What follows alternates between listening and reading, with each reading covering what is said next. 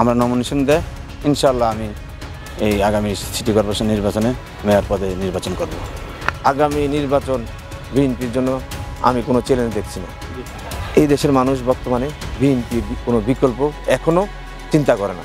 আগামী 50 বছরের পরে কিন্তু আমার সন্দেহ আছে, যাদের ভিতরে কোনো অহংকার বোধ নাই তারাই সাধারণত বাংলাদেশ জাতীয়তাবাদী দল বিএনপির নেতা কর্মী অথবা সমর্থক।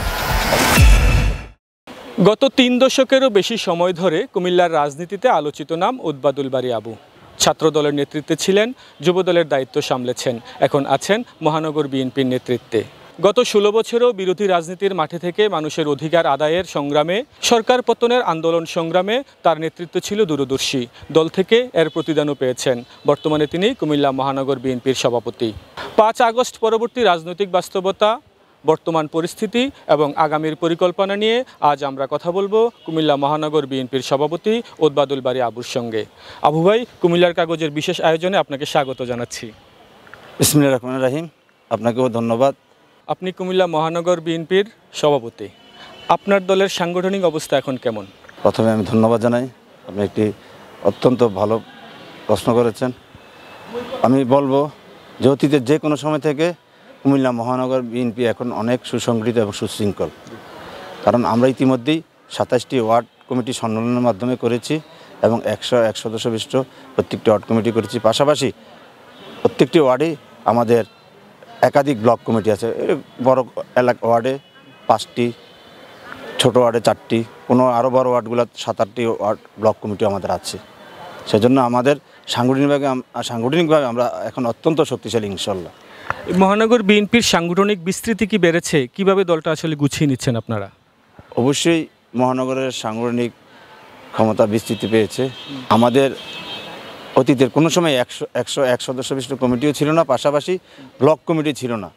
এখন ওয়ার্ড কমিটির পাশাপাশি একটি ওয়ার্ডে আরও 5টি, 7টি, 6টি এভাবে ভাগ করে ব্লক কমিটি করা হয়েছে। ব্লক কমিটিও 31-41 সদস্য বিশিষ্ট কমিটি করা হয়েছে। এজন্য এখন আমাদের সাংগঠনিক দক্ষতা, সাংগঠনিক লোকবল, সাংগঠনিক ক্ষমতা অনেক আগের যে কোনো সময়তে বৃদ্ধি পেয়েছে।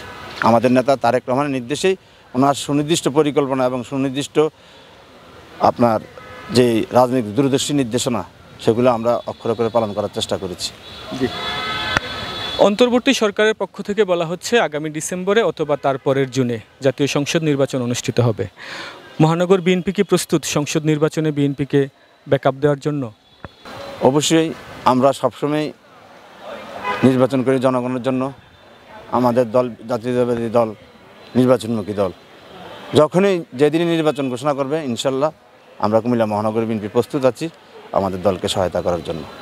কুমিল্লা মহানগরী জুড়ে একটা গুঞ্জন রয়েছে, সে প্রেক্ষিতে আপনাকে সরাসরি প্রশ্ন করতে চাই, আপনি কি কুমিল্লা সিটি কর্পোরেশন নির্বাচনে মেয়র প্রার্থী? আসলে আপনি একটি অত্যন্ত গুরুত্বপূর্ণ প্রশ্ন করেছেন। আমরা যারা দীর্ঘদিন রাজনীতি করি, রাজনীতি তৃণমূল থেকে উঠে এসেছি, আমাদের সকলেরই একটা ইচ্ছা থাকে, শেষ ইচ্ছা থাকে যে জনগণের প্রতিনিধি হওয়ার এবং জনগণের ভোটের মাধ্যমে। তারই ধারাবাহিকতা আমারও ইচ্ছা আছে। আল্লাহর যদি হুকুম, আল্লাহর যদি রহমত হয় ইনশাল্লাহ, যদি দল কখনো আমাকে, আমি আবার যে স্থানীয় সরকার নির্বাচন হবে সে নির্বাচন আমি দলের পক্ষে কাছে আমার নমিনেশন চাবো। যদি দল আমাকে প্রার্থী ঘোষণা করে, আমরা নমিনেশন দেয়, ইনশাল্লাহ আমি এই আগামী সিটি কর্পোরেশন নির্বাচনে মেয়র পদে নির্বাচন করব। আমরা জানি দলের হাইকমান্ডের সাথে আপনার খুব ভালো সম্পর্ক রয়েছে, সেখান থেকে কি কোনো সবুজ সংকেত পেয়েছেন আপনি? এখন পর্যন্ত আমাদের দলের নির্বাচনের নমিনেশনের ব্যাপারে কোনো কথা হয় নাই। আমাদেরকে যে নির্দেশনা যখন দেয় দলের সাংগঠনিক ভিত্তি মজবুত করার জন্য, 5ই আগস্টের আগে আমাদের উপর নির্দেশ ছিল আন্দোলন সংগ্রামে ভূমিকা রাখার জন্য। 5ই আগস্টের পরে আমাদের দলের ভারপ্রাপ্ত চেয়ারম্যান, দেশনায়ক, আগামীর রাষ্ট্রনায়ক জনাব তারেক রহমানের একটি বক্তব্য আমার কাছে আমার হৃদয়ে অত্যন্ত নাড়া দিয়েছে। যে উনি বলেছেন 5ই আগস্টের পরে উনি যেই অনুধাবন করেছেন, আমি বলবো যে এটা এই বাংলাদেশের জন্য সবচাইতে সময়োপযোগী সিদ্ধান্ত। যে উনি আমাদের প্রতিটি নেতাকর্মীকে বলেছেন যে ভয় দেখিয়ে নয়, মানুষকে ভালোবেসে মানুষের মন জয় করার জন্য। সেজন্য আমরা 5ই আগস্টের পর থেকে কুমিল্লা মহানগর বিএনপি এবং আমি ব্যক্তিগতভাবে আমরা চেষ্টা করছি যে মানুষকে ভালোবাসা দিয়ে ভালো কাজের মাধ্যমে মানুষের মন জয় করার জন্য। সম্প্রতি কুমিল্লা মহানগর বিএনপির সম্মেলনে বিএনপির ভারপ্রাপ্ত চেয়ারম্যান তারেক রহমান আপনাদেরকে উপদেশমূলক কিছু বক্তব্য দিয়েছেন। তিনি বলেছেন যে মানুষের দ্বারে দ্বারে যাও, মানুষের মন জয় করো। এর উদ্দেশ্য আসলে কি? আসলে সম্মেলনের দিন উনি যখন দেখেছেন যে নেতাকর্মীরা, দলের সর্বস্তরের নেতাকর্মী মাঠ পর্যায়ে আমাদের উপর আস্থা রেখেছে, উনি সেজন্য বলেছেন যেহেতু দলের আস্থা অর্জন করতে পেরেছি, পরবর্তীতে আমরা যাতে সর্বস্তরের সাধারণ কুমিল্লার জনগণের আস্থা অর্জন করার জন্য কাজ করি। সেই ধারাবাহিকতা আমরা আমাদের কার্যক্রম পরিচালনা করছি। ইনশাল্লাহ দোয়া করবেন, আমরা আমাদের চেষ্টা অব্যাহত রাখব। আস্থা কি অর্জন করতে পেরেছেন এ পর্যন্ত, কি মনে হয়? আমরা চেষ্টা করতেছি জনগণের আস্থা অর্জন করার জন্য। আস্থা অর্জন করতে পেরেছি কিনা সে উত্তর জনগণ দিবে। বিএনপি যদি ক্ষমতায় আসে তাহলে কি কুমিল্লা মহানগরে পতিত আওয়ামী সরকারের মতো দানবীয় শাসন শুরু হবে? এই দানবীয় শাসন রুখতে আপনাদের পরিকল্পনা কী থাকবে, পদক্ষেপ কী থাকবে? বিএনপি প্রতিষ্ঠা করেছিলেন শহীদ প্রেসিডেন্ট জিয়াউর রহমান।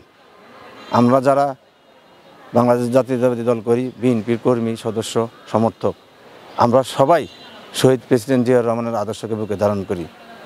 আপনি হয়তো শুনেছেন যে শহীদ প্রেসিডেন্ট জিয়াউর রহমান পৃথিবীতে যে কয়জন সৎ শাসক ছিলেন তাদের মধ্যে একজন অন্যতম এবং সফল শাসক ছিলেন। ওনার মৃত্যুর পর আপনারা শুনেছেন যে উনি ওনার পরিবারের জন্য কিছুই রেখে যেতে পারেন নাই। একটা ভাঙ্গা ব্রিটকিস, কিছু পুরান কাপড় ছাড়া আর অন্য কিছু ওনার পরিবারের জন্য উনি রেখে যান নাই। তো এতে বোঝা যায় যে শহীদ প্রেসিডেন্ট জিয়াউর রহমান কতটা সৎ ছিলেন। তো সেই দলের কর্মী আমরা বারবার আমাদের দলকে এদেশের জনগণ ভোটের মাধ্যমে রাষ্ট্রীয় ক্ষমতায় পাঠিয়েছে।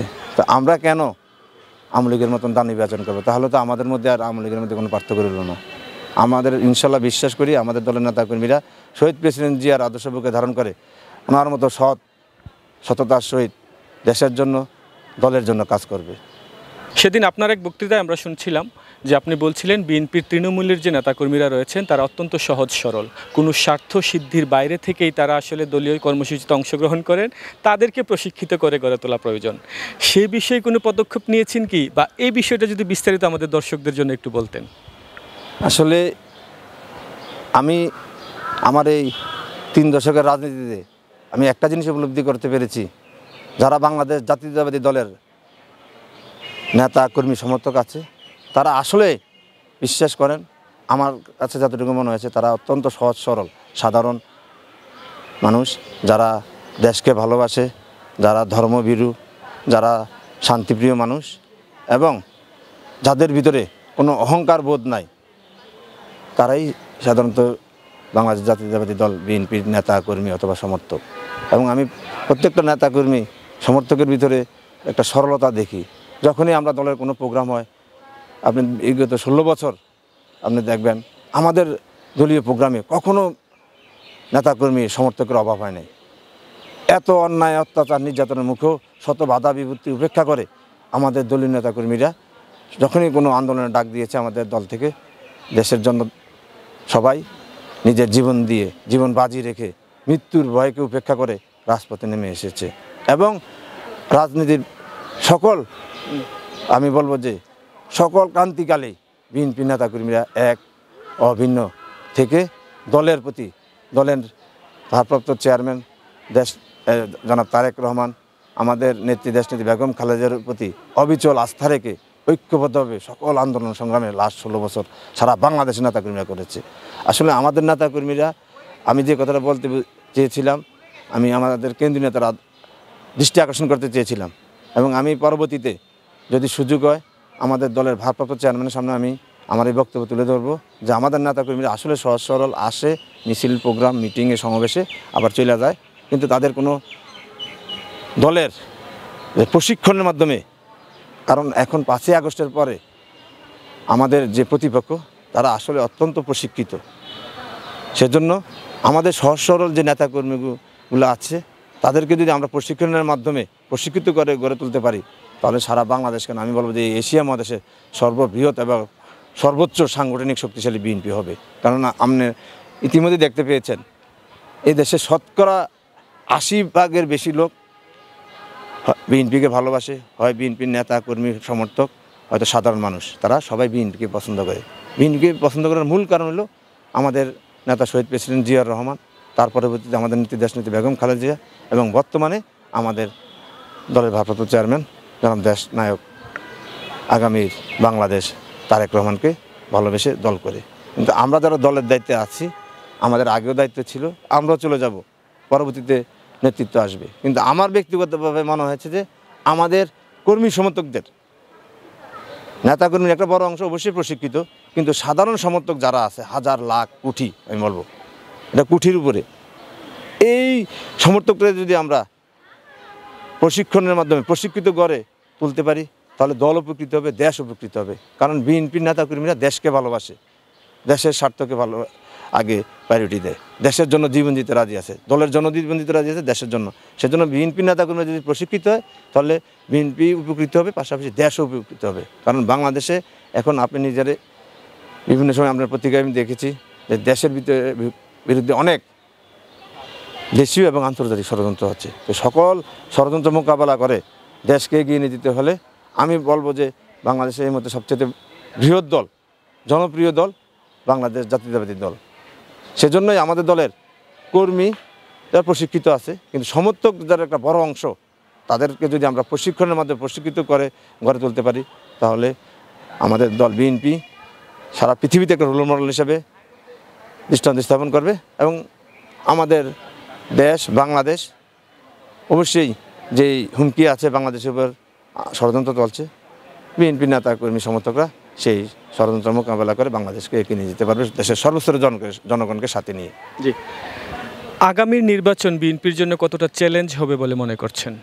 আসলে আমার ব্যক্তিগত মতামত, আগামী নির্বাচন বিএনপির জন্য আমি কোনো চ্যালেঞ্জ দেখছি না। জি, কারণ বর্তমানে আমি একটু আগেও বলেছি, এখনও বলি, আমি যতটুকু বাংলাদেশের মানুষের মনের আকাঙ্ক্ষা এবং আমি কুমিল্লা দিয়ে বলবো, আমি কুমিল্লা জেলা ছাত্রদলের সভাপতি ছিলাম, যুবদল কুমিল্লা মহানগর সভাপতি ছিলাম, বর্তমানে কুমিল্লা মহানগর বিএনপি সভাপতি হয়েছি। আমি যতটুকু দেখেছি মানুষের যে সেন্টিমেন্ট, এই দেশের মানুষ বর্তমানে বিএনপির কোনো বিকল্প এখনও চিন্তা করে না। আগামী 50 বছরের পরে কিন্তু আমার সন্দেহ আছে।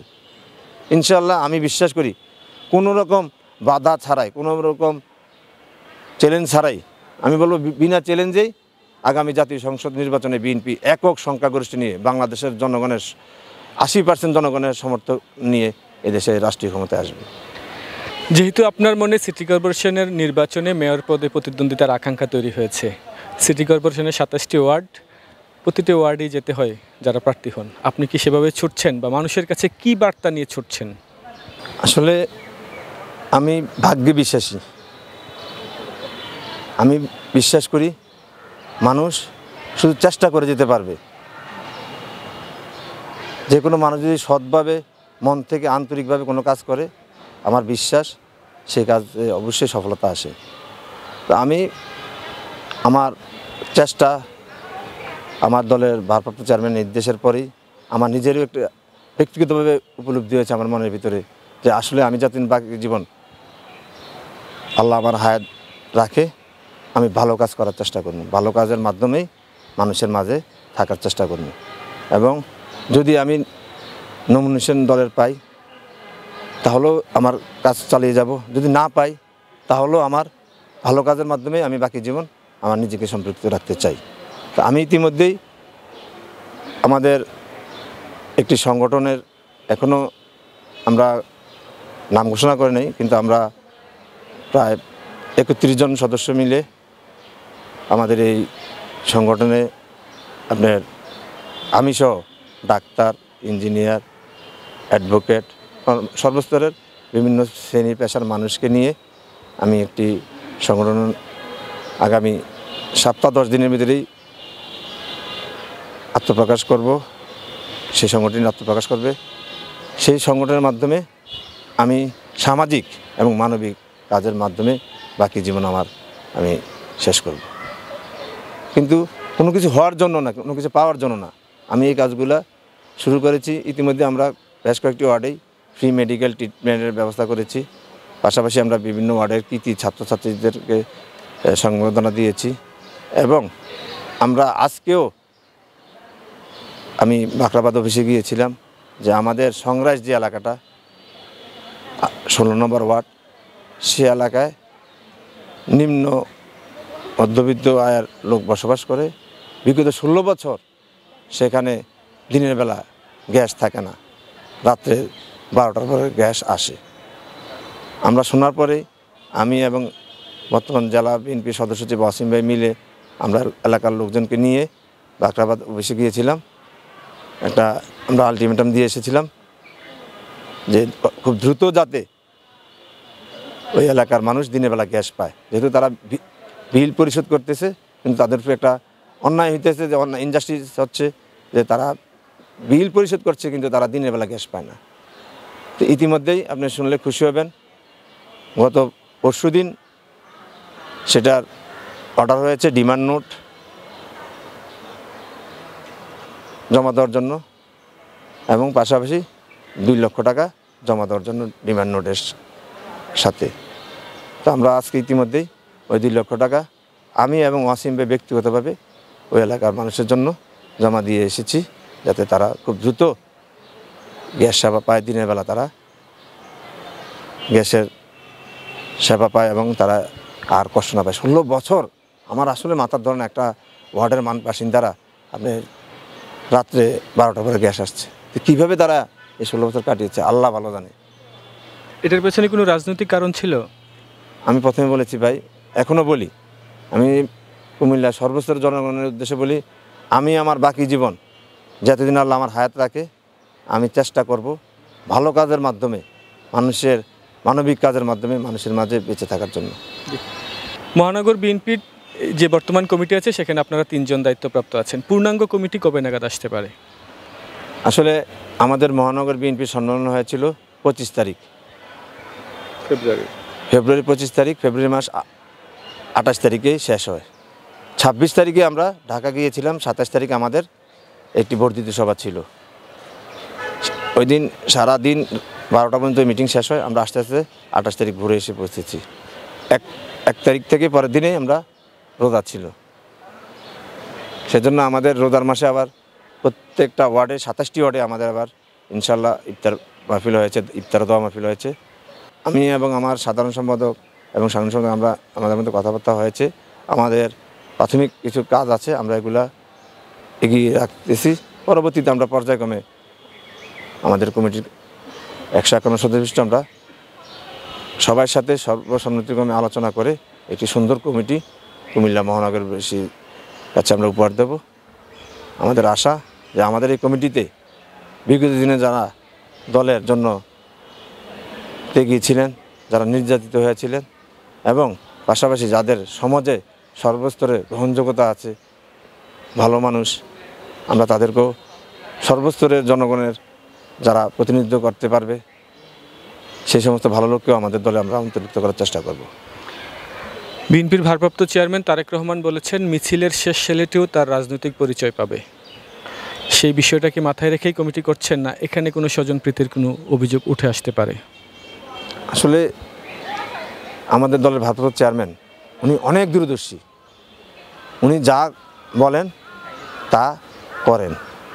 আপনি যে প্রশ্নটি করেছেন যে বিএনপির শেষ কর্মীটি আপনি মিছিলে ছিল, তাদেরকেও দলীয় পরিচয় দেওয়া হবে।